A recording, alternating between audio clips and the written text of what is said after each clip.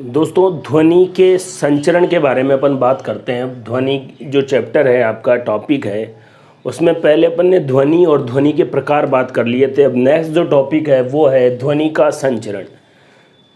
इसमें पहली बात आपको ये याद रखनी है कि ध्वनि के संचरण हेतु माध्यम की आवश्यकता होती है। ये मैं आपको पहले भी बता चुका हूँ, इस बार और बता रहा हूँ। ध्वनि कभी भी निर्वात में गति नहीं करेगी। और अगर आपको याद है तो ध्वनि तरंगे जो है यांत्रिक होती है, और यांत्रिक वही तरंगे होती है जो उनको गति करने के लिए माध्यम की आवश्यकता हो। अगर माध्यम की आवश्यकता नहीं पड़ेगी तो वो विद्युत चुंबकीय तरंगे होंगी, इलेक्ट्रोमैग्नेटिक वेव्स। समझ रहे हैं दोस्तों?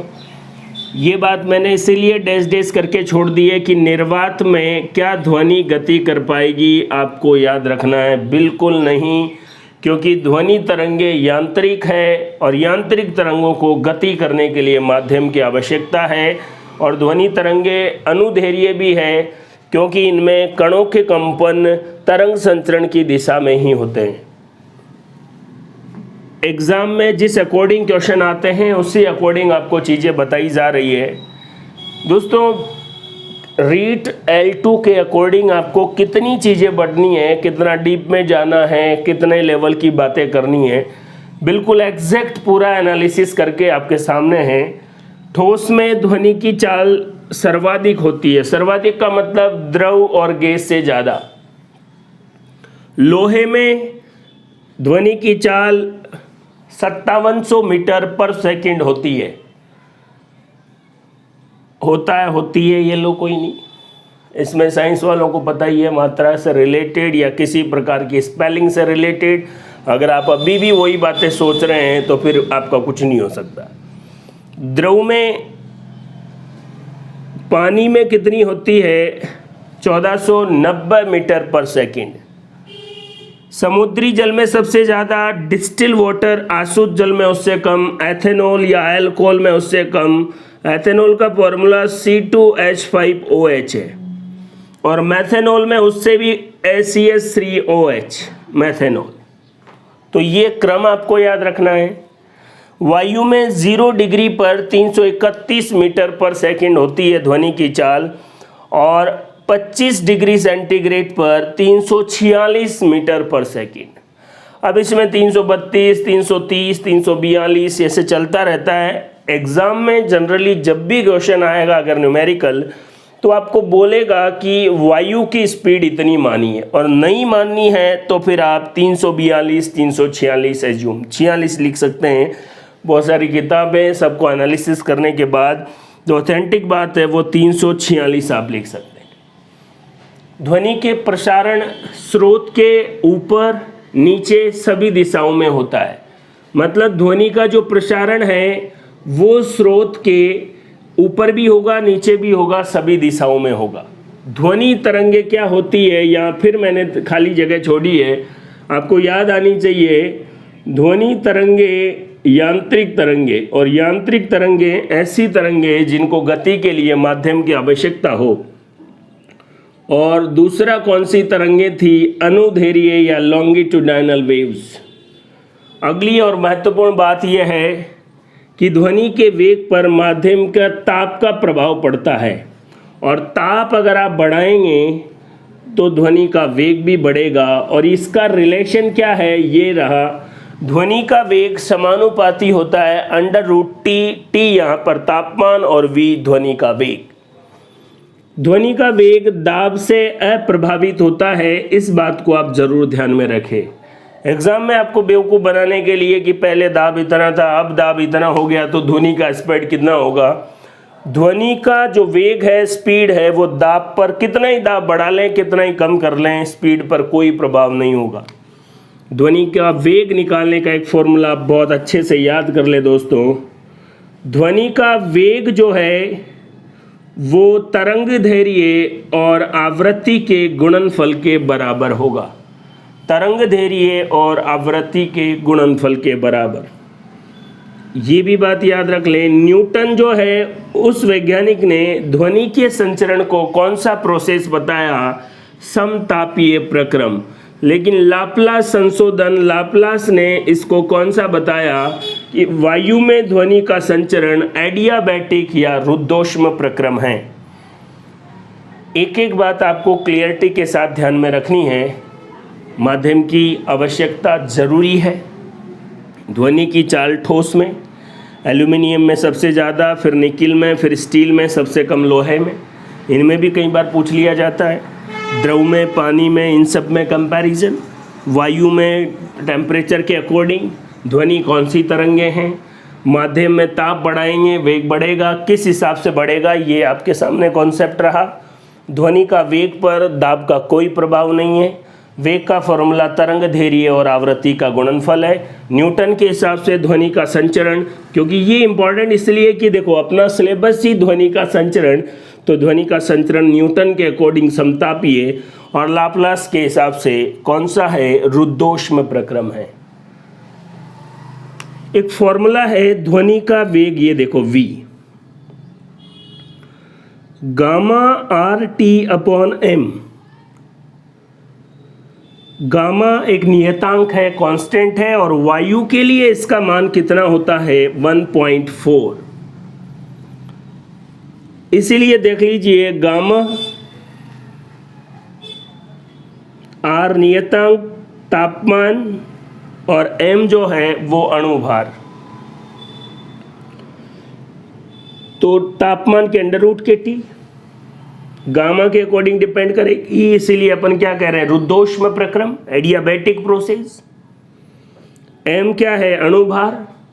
इनके अलावा भी वैसे इस लेवल तक आपसे बात नहीं की जाएगी, लेकिन फिर भी आप याद रखें, यहाँ बता देता हूँ। आपने नाम सुने हो बल्क कांस्टेंट, यंग का प्रत्यास्थता गुणांक। यहाँ पर जो बी है वो क्या है, बल्क कांस्टेंट है। और बल्क कांस्टेंट किसके लिए काम में आएगा, द्रव या गैस के लिए। तो कई बार पूछ लिया जाए कि ध्वनि का वेग बल्क कांस्टेंट के समानुपाती होगा, जैसे ताप के समानुपाती होता था। यहाँ पर यंग का प्रत्यास्थता गुणांक भी आ सकता है, जिसको आप y से लिखते थे। तो जो कांस्टेंट है उनके सीधे समानुपाती और तापमान के भी, बस इस पर दाब का कोई प्रभाव नहीं पड़ता। घनत्व का भी पड़ता है रो, ये देखिए वेग रो के 1 में, और ये देख लीजिए अंडर रूट। एक बात और याद रखें कि ध्वनि का वेग वायु में आर्द्रता बढ़ने के साथ साथ क्या होता है, बढ़ता है। वायु में आर्द्रता आपको पता है, वायु में या उपस्थित जल की मात्रा आर्द्रता है, और उस समय ध्वनि का वेग क्या होता है, ज़्यादा होता है। जैसे बारिश के बाद नमी हो जाती है वायु में, तो मेंढक के टर टर करने की आवाज़ ज़्यादा दूर तक फैलती है। तो इसका आंसर यही है, वायु में आर्द्रता ज़्यादा, ध्वनि का वेग ज़्यादा। इस कांस्टेंट और इनसे रिलेटेड बातें आपसे पूछी जाए ऐसा नहीं है, फिर भी आपको ये बातें तो याद रखनी है। ध्वनि के वेग का फॉर्मूला, पिछली बार आपके एग्जाम में ये फॉर्मूला था कि ध्वनि के वेग पर दाब से किस प्रकार रिलेशन है, उसका न्यूमेरिकल था। ताप बढ़ाने पर वेग बढ़ता है, पूरे कांस्टेंट को हमने वहाँ लिखा है। अगर बल्क नियतांक या यंग का प्रत्यास्थता गुणांक है तो वो भी सीधे समानुपाती, और रो मतलब घनत्व के अंडर रूट के व्युत्क्रमानुपाती, और वायु में आर्द्रता बढ़ेगी तो ध्वनि का वेग बढ़ेगा। इस तरीके से इनसे रिलेटेड क्वेश्चन कैसे आएंगे उसके बारे में भी बात करते हैं। अगर आप तापमान बढ़ाते हैं तो अणुओं का तापमान बढ़ जाता है। इसकी वजह से उनमें जो वाइब्रेशन है वो तेज हो जाते हैं, वाइब्रेशन है वो बढ़ जाते हैं, और इन वाइब्रेशन की वजह से ही स्पीड ऑफ साउंड भी बढ़ जाती है। दोस्तों आप इस बात को जानते हैं, और नहीं भी जानते तो यहाँ देखिए, अनुदैर्घ्य या लॉन्गिट्यूडिनल वेव है ध्वनि, और सपोज करें ये कण है, कणों का कंपन जो है इसी डायरेक्शन में होता है जिधर तरंग जा रही है। ये तरंग संचरण की दिशा है। याद रखें दोस्तों, कण गति नहीं कर रहे हैं, कण वहीं पर वाइब्रेट कर रहे हैं और आगे जो एनर्जी है उसको ट्रांसमिट कर रहे हैं। तो अगर तापमान ज़्यादा होगा तो कण ज़्यादा क्या करेंगे, वाइब्रेट करेंगे। आप यूँ कह सकते हैं तापमान ज़्यादा होगा तो गतिज ऊर्जा, काइनेटिक एनर्जी, गतिज ऊर्जा कणों की वो ज़्यादा होगी, उससे वाइब्रेशन ज़्यादा होंगे, और वाइब्रेशन ज़्यादा होंगे तो स्पीड ऑफ साउंड भी ज़्यादा होगा। ताप बढ़ाने पर ध्वनि का वेग या चाल क्यों बढ़ती है, ये आपके सामने क्लियर है। आप कह सकते हैं ताप बढ़ाने से क्या होगा, अणुओं का तापमान जब बढ़ेगा गतिज ऊर्जा बढ़ेगी, वाइब्रेशन बढ़ेंगे, और वाइब्रेशन बढ़ने से स्पीड ऑफ साउंड भी क्या होगा, बढ़ेगा। एक फॉर्मूला है v, यहाँ पर है ध्वनि का वेग। 0 डिग्री सेंटीग्रेड पर ध्वनि की चाल 332 मीटर पर सेकंड होती है। 0 डिग्री पर इतनी होती है, उसके बाद आप 1 डिग्री तापमान बढ़ाओगे तो कितना बढ़ जाता है, 0.61 मीटर पर सेकंड। अगर आपसे कोई यूं पूछे कि 1 डिग्री सेंटीग्रेड पर ध्वनि की चाल कितनी है, तो 0 पर कितनी थी, 332, उसमें 0.61 मीटर पर सेकंड जोड़ दें। अगर 2 डिग्री के बारे में पूछे तो इसको क्या करें, 2 से मल्टीप्लाई कर लें। 3 डिग्री के बारे में कितने भी डिग्री हो तो यहाँ T से अपन इसको डिनोट कर सकते हैं। 0 डिग्री पर इतना है, उसके बाद हर 1 डिग्री बढ़ाने पर 0.61 मीटर पर सेकंड स्पीड बढ़ती है। इससे आप कैलकुलेट कर सकते हैं कितने भी डिग्री तापमान हो। याद रखें तापमान केल्विन में हो तो उसको डिग्री में बदलना जरूरी है, डिग्री सेल्सियस में। ध्वनि पर दाब का प्रभाव, एक बार फिर कह रहा हूं, दाब का ध्वनि के वेग पर कोई प्रभाव नहीं पड़ता है। दाब बढ़ा भी दोगे तो भी ध्वनि का वेग यही रहेगा। ये क्वेश्चन रीट में आ भी चुका है, 2 बार मैं आपको बात कर भी चुका हूं। अगला पॉइंट है दोस्तों आर्द्रता। वायु में उपस्थित नमी को आर्द्रता कहते हैं। आर्द्रता जैसे जैसे बढ़ेगी ध्वनि की चाल भी बढ़ेगी। डी का मतलब है घनत्व, जिसको अभी थोड़ी देर पहले अपन रो से भी रिप्रेजेंट कर रहे थे, प्रदर्शित कर रहे थे। रो भी कर सकते हैं, डी भी कर सकते हैं। घनत्व बढ़ेगा तो ध्वनि की चाल कम होगी, घनत्व घटेगा तो ध्वनि की चाल बढ़ेगी। ये बहुत जनरल बात है, लेकिन आप याद रखें सामान्य वायु का घनत्व बारिश के बाद जो वायु है उसके घनत्व की तुलना करें तो बारिश के बाद का जो घनत्व है वो कम होगा, सामान्य वायु का ज़्यादा होगा। अब जब बारिश के बाद घनत्व कम हो जाता है तो चाल बढ़ जाती है, यूं कह सकते हैं, या आर्द्रता बढ़ जाती है तो चाल बढ़ जाती है। इसीलिए वर्षा ऋतु में क्वेश्चन इस तरीके से पूछे जाते हैं, ट्रेन के सायरन की आवाज़ तेज सुनाई देती है और मेंढक वर्षा ऋतु में टर टर करते हैं, उनकी भी आपको ध्वनि सुनाई देती है, क्योंकि स्पीड बढ़ जाती है। किसकी वजह से, ह्यूमिडिटी की वजह से। अगर घनत्व वाला कॉन्सेप्ट देखें तो ये क्लियर होना चाहिए। रो भी है तो कोई दिक्कत नहीं है, उसको घनत्व भी बोलेंगे, है ना।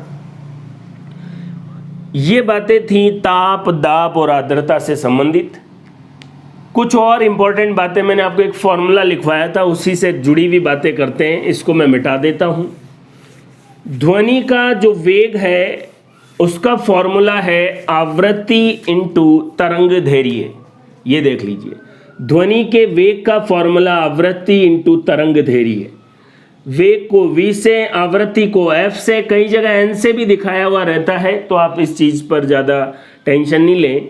तरंग धैर्य लैम्डा, हम जानते हैं आवृत्ति बराबर 1 आवर्तकाल, 1/t आवृत्ति है, तो ये फॉर्मूला लैम्डा बटा टी भी हो सकता है। 2 क्वेश्चन है, दोनों इसी फॉर्मूले से सॉल्व होने वाले हैं। एक कण का आवर्तकाल कितना है, 0.1 सेकेंड। ध्वनि की चाल कितनी है, 120 मीटर पर सेकेंड। तरंग धैर्य ज्ञात करो, आपको पता है लैम्डा बटे टी।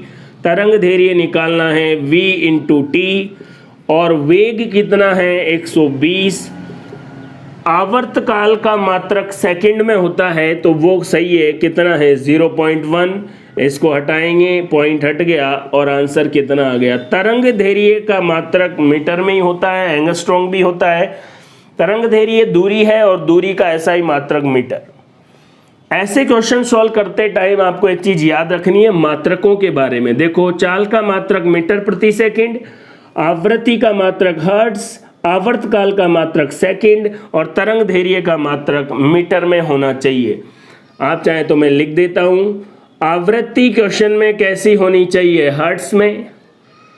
आवर्तकाल किस में होना चाहिए? मिनट, सेकंड, घंटे, वो कुछ भी दे, आपको उसको सेकंड में बदलना है। उसके बाद वेग जो है वो कितना? मीटर पर सेकंड में होना चाहिए। और तरंग दैर्घ्य वेवलेंथ जो है वो किस में होनी चाहिए? मीटर में। एंगस्ट्रॉम में हो तो भी उसको मीटर में बदलो। क्लियर है दोस्तों? जैसे ये क्वेश्चन आपके सामने है, एक तरंग की तरंग दैर्घ्य आपके पास लैम्डा कितनी है? 50 सेंटीमीटर। तो मैंने अभी बोला ना, तरंग दैर्घ्य मीटर में होनी चाहिए। पहला काम आप ये करो, 50 सेंटीमीटर को 100 से डिवाइड कर दोगे तो क्या आ जाएगा? 0.5 मीटर। बात समझ में आ गई? या यूं भी कह सकते हैं आधा मीटर। 100 सेंटीमीटर का 1 मीटर होता है। आवृत्ति हर्ट्ज में है तो आपको कोई प्रॉब्लम नहीं होनी चाहिए। कितना है? 600 हर्ट्ज। तरंग की चाल बताइए, ये रहा फॉर्मूला। तरंग की चाल, आवृत्ति कितनी है? 600 और तरंग दैर्घ्य कितनी है? 0.5, जिसको 1/2 भी लिख सकते हैं। और आंसर कितना आ गया? 300 मीटर पर सेकंड। इस तरीके के तरंग दैर्घ्य, आवृत्ति, ध्वनि का वेग, आवर्तकाल, अभी अपन ने ध्वनि के अभिलक्षण वैसे पढ़े नहीं है। जब अपन तरंग दैर्घ्य, आवर्तकाल, लाउडनेस, जो ध्वनि के अभिलक्षण है वो पढ़ेंगे तब और बात करेंगे। लेकिन ध्वनि के संचरण से संबंधित जो पॉइंट आपके सिलेबस में हैं उससे रिलेटेड क्या क्या क्वेश्चन आ सकते हैं वो कंप्लीट है। आप इसे बड़े ध्यान से देखिए। धन्यवाद।